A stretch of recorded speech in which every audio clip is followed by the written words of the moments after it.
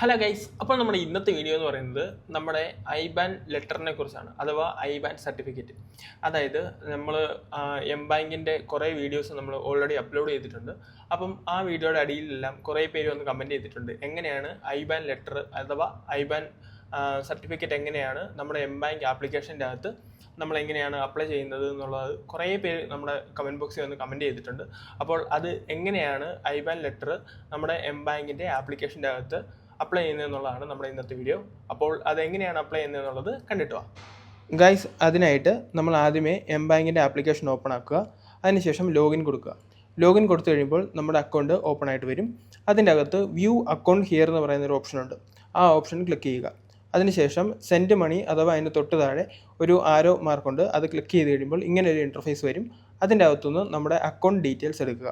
അതിൻ്റെ ഏറ്റവും അടിയിലായിട്ട് request IBAN certificate എന്ന് പറയുന്ന ഒരു ഓപ്ഷൻ ഉണ്ട്, അത് ക്ലിക്ക് ചെയ്യുക.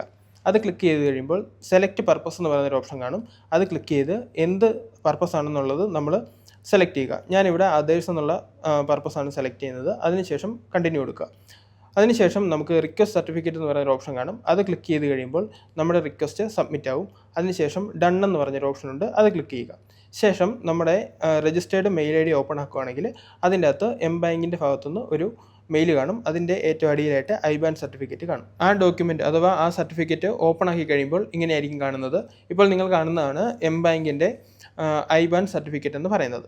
അപ്പോൾ ഗൈസ്, എല്ലാവർക്കും തന്നെ ഐബാൻ ലെറ്റർ എങ്ങനെയാണ് അപ്ലൈ ചെയ്യേണ്ടത്, എങ്ങനെയാണ് അത് നമ്മുടെ മെയിലിൽ ലഭിക്കുന്നത്, എങ്ങനെയുള്ള ഐഡിയാസ് എല്ലാം ലഭിച്ചു എന്ന് ഞാൻ വിചാരിക്കുന്നു. അപ്പോൾ ഇനിയും ഇതുപോലുള്ള പുതിയ പുതിയ വീഡിയോസുമായിട്ട് നമുക്ക് വീണ്ടും കാണാം. അതുവരെ ബൈ.